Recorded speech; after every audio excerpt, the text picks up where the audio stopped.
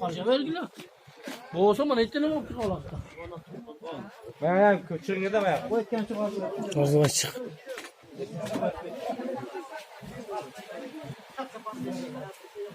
Sapan seslerini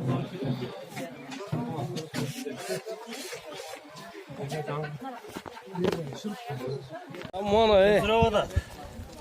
Kış duyacağım da. Rakatta kasap.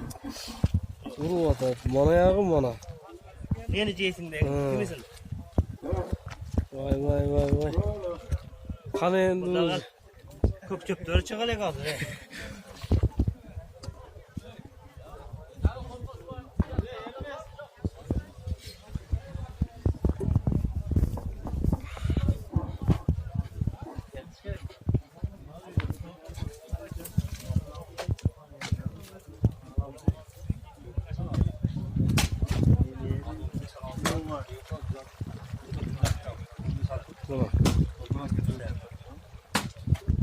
Rusya dağlar bayağı nemeler.